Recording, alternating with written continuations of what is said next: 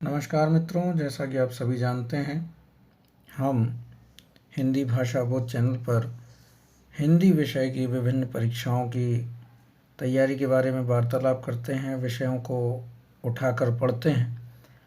इसी के अंतर्गत राम वृक्ष बेनीपुरी द्वारा माटी की मूर्तें रेखाचित्र जो लिखा गया है उसके बारे में आज हम बातचीत कर रहे हैं।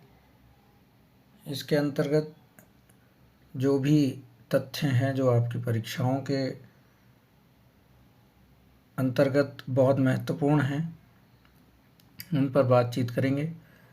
सर्वप्रथम हम राम वृक्ष बेनीपुरी जी के बारे में बात करेंगे। राम वृक्ष बेनीपुरी जी का जन्म 1902 ईस्वी में बेनीपुर बिहार में हुआ था और इनका जन्म कई जगह 1899 भी दिया गया है, इसलिए आप अपने विवेक अनुसार इस पर शोध करके अंतिम निर्णय लीजिएगा कि 1899 है अथवा 1902 है। यहाँ पर 1902 बताया जा रहा है, आप एक बार चेक कर लीजिएगा। निधन इनका 1968 में हुआ था।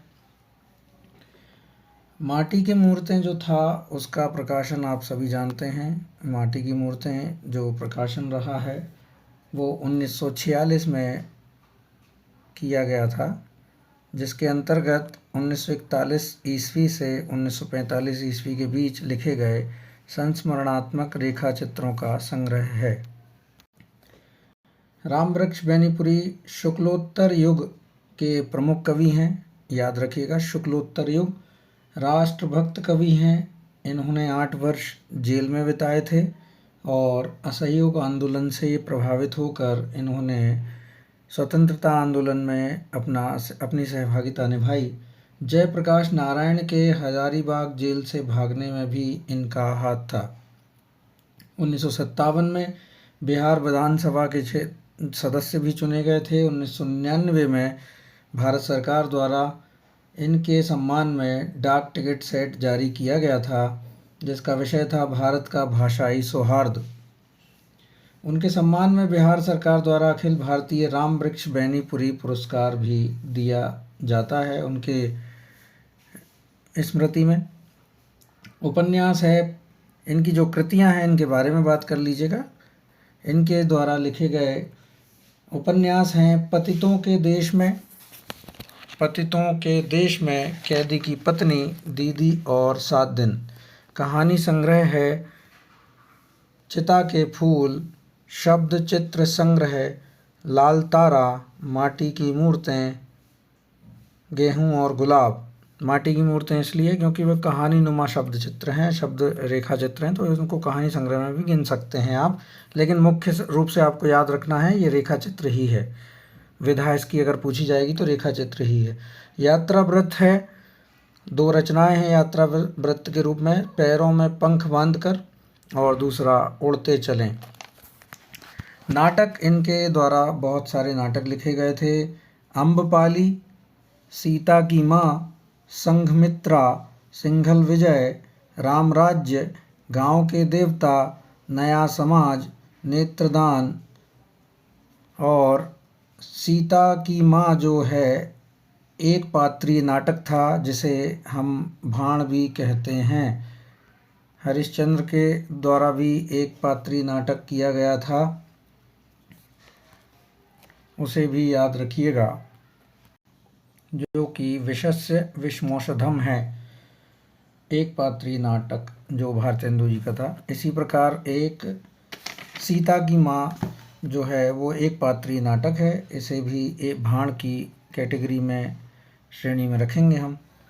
और संस्मरण रेखा चित्र इनके हैं जंजीरें और दीवारें, मील के पत्थर और मंगर। निबंध इनके द्वारा लिखे गए हैं, निबंध संग्रह बंदे वाणी विनायकऊ और सतरंगा। जीवनियाँ इन्होंने लिखी थी कार्ल मार्क्स की, जयप्रकाश नारायण की और राणा प्रताप की। संपादन किया था इन्होंने विद्यापति पदावली का, याद रखिएगा, विद्यापति पदावली का संपादन किया था। और टीका इन्होंने लिखी थी बिहारी सतसई की सुबोध टीका। तो आइए हम माटी की मूर्तें रचना के विषय में पढ़ते हैं। प्रकाशन वर्ष इसका 1946 है। इनका जन्म 1902 और निधन 1968। माटी की मूर्तें में 1941 से 1945 के बीच में लिखे गए संस्मरणात्मक रेखा चित्रों का संग्रह किया गया है। इन सभी संस्मरणात्मक रेखा चित्रों को बेनीपुरी जी ने स्वयं शब्द चित्र कहा है। शब्द चित्र मानव को अपनी मिट्टी के प्रति जो आसक्ति रहती है उसका उत्कृष्ट बेजोड़ नमूना माटी की मूर्तें हैं। माटी की मूर्तें में लिखित सभी रेखा चित्र बेनीपुरी जी ने हजारीबाग सेंट्रल जेल में रहते हुए लिखे हैं। इन रेखा चित्रों को बेनीपुरी जी ने अपने जीवन के उन चुनिंदा लोगों के विषय में लिखा है जो उनके अत्यंत प्रिय थे। हर व्यक्ति के विषय में बताते हुए अपने बचपन के दिन को याद करते हैं। माटी की मूर्तें हिंदी कथा साहित्य को एक सच्ची ग्रामीण दृष्टि प्रदान करते हुए उसे भारतीय संस्कृति के विकासशील तत्वों से जोड़ने का प्रयास भी करती है।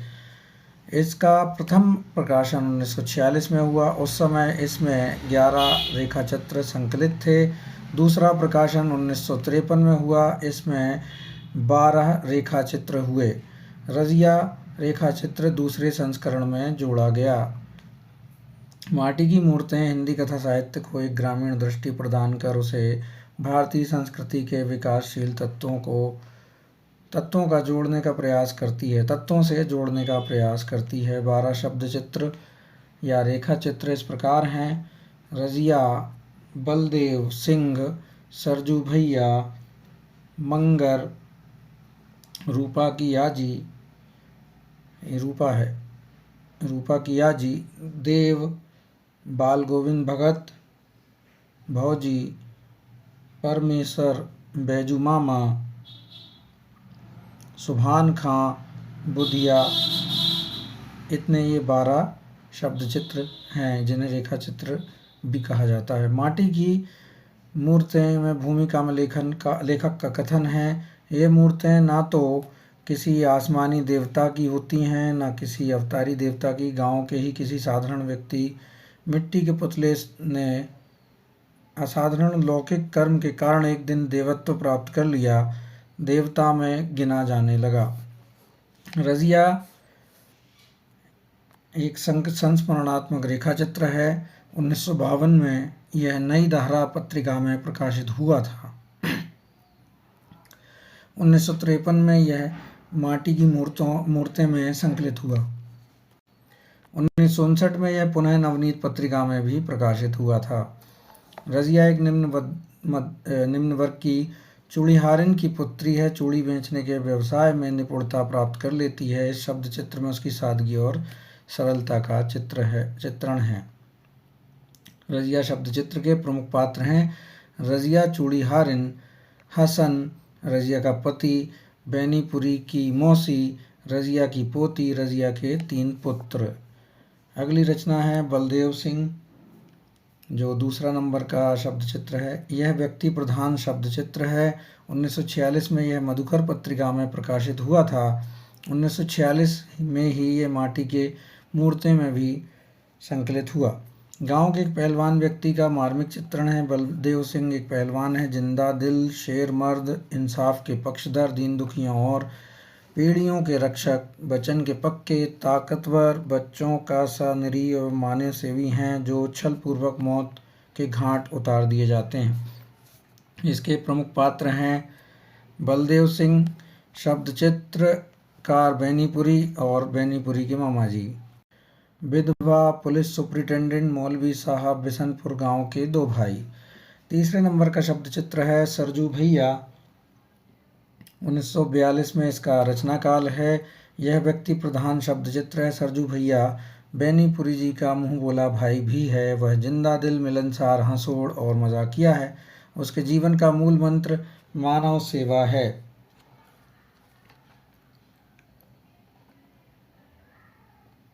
इसमें इसी शब्द चित्र में जो बेनीपुरी जी हैं उन्होंने विक्टर ह्यूगो की कृति ला मिजरेबल की भी जिक्र किया है। याद रखिएगा, ला मिजरेबल का जिक्र सरजू भैया में ही गया है। सरजू भैया का संदर्भ में लेखक का कथन है, उनका चरित्र अनुसरणीय ही नहीं वंदनीय और पूजनीय है।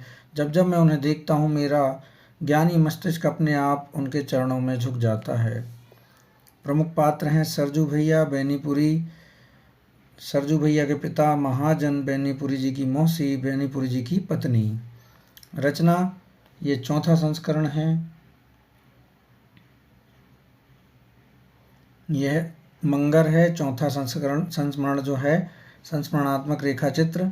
मंगर इस गांव का एक मेहनती हलवाहा है। जो खेतों में काम करते हैं उन्हें हलवाहा कहा जाता है। उसके जैसा मेहनती हलवा पूरे गांव में नहीं है। वह गरीब है लेकिन स्वभाव से ईमानदार है। एक विकलांग विवाहित बेटी का पिता भी होता है मंगर, और एक पुत्र की मृत्यु इनकी हो चुकी रहती है। इसके बारे में भी जानकारी लिखी गई है। प्रमुख पात्र हैं मंगर जो कि स्वयं नायक भी हैं, हलवाहा भी हैं, बेनीपुरी जी, बेनीपुरी के चाचा जी। अगली रचना है, इसमें रूपा की आजी नाम से लिखी गई है। संस्मरणात्मक रेखा चित्र है। 1944 इसका रचना काल है।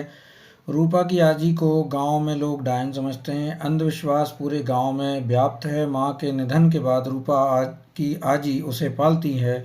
रूपा के विवाह के बाद उसके सास ससुर का भी निधन हो जाता है। धीरे धीरे पूरी परिवार की मृत्यु हो जाती है। इस कारण सब लोग उसे भी डायन समझने लगते हैं। प्रमुख पात्र रूपा की आजी, बेनीपुरी जी, रूपा, मामी, रवि बाबू आदि। अगली रचना है देव। यह भी संस्मरणात्मक रेखा चित्र है।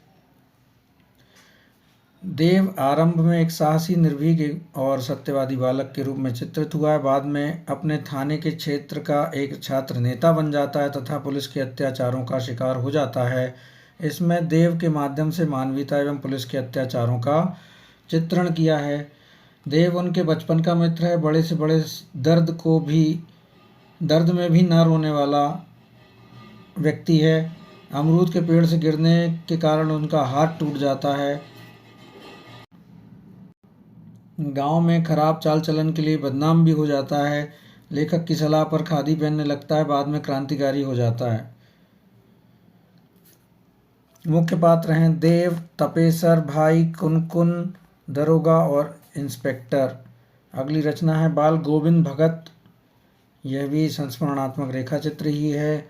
1954 इसका रचना काल है। बाल गोविंद भगत जात के तेली और कबीरपंथी थे। कबीर को साहिब कहते थे। कबीर के पद गाते थे। बीमारी से उनका देहांत हो जाता है। लेखक का कथन है इनके बारे में, न जाने वह कौन सी प्रेरणा थी जिसने मेरे ब्राह्मण का गर्भोन्नत सर उस तेली के निकट झुका दिया था। जब जब वह सामने आता है मैं झुककर उससे राम राम किए बिना नहीं रहता। पात्र हैं बाल गोविंद भगत, बेटा और पतोहू। अगली रचना है भौजी। लेखक की भागवी। 1943 इसका रचना काल है। कथानक है, लेखक ने अपने भौजी के विवाह उपरांत से घर आगमन से लेकर मृत्यु तक की स्मृतियों के गुण दोषों का चित्रण किया है। अर्थात जब उनकी शादी होती है उनकी भाभी की उनके भाई से, उसके बाद से लेकर उनकी मृत्यु तक का चित्रण किया है। कथन है इसका, भारतीय परिवार में भौजी का वही स्थान है जो मरुभूमि में ओएसिस का। वह कलम टूट जाए जो निंदा के लिए उठती है। पात्र हैं भौजी, फूफाजी, देवर, संपादक मित्र और आदि। रचना अगली है 9वें नंबर की रचना परमेसर। यह भी संस्मरण ही है। 1941 इसका प्रकाशन है। लेखक की पट्टीदारी का एक व्यक्ति है, नशे का लती है किंतु स्वभाव से जीवंत और रसिक इंसान है। तीज त्योहारों में गांव में रौनक ला देने वाले व्यक्ति हैं।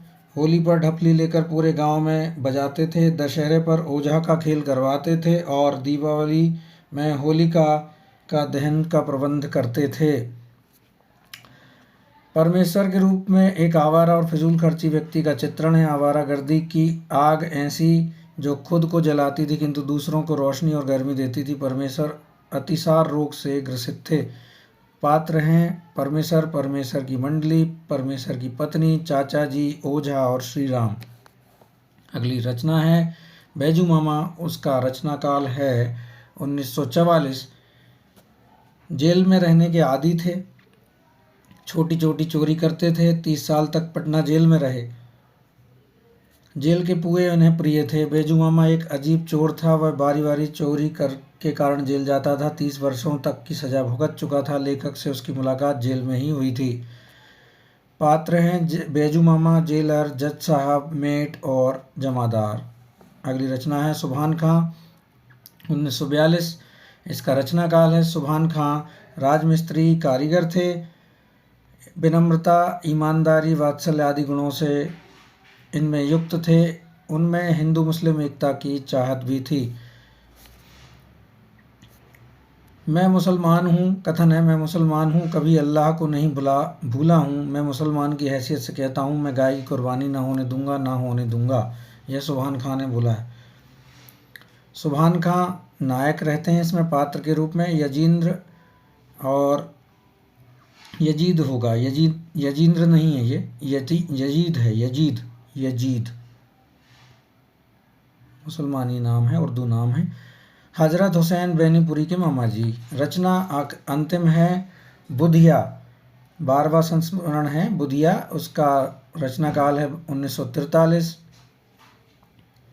7-8 वर्षीय बकरी चराने वाली बुधिया के प्रारंभिक जीवन से लेकर मातृत्व रूप तक का मार्मिक चित्रण किया गया है। बचपन की बुधिया चंचल चुलबुली है तो जवानी में हजारों जवानों के दिल की धड़कन।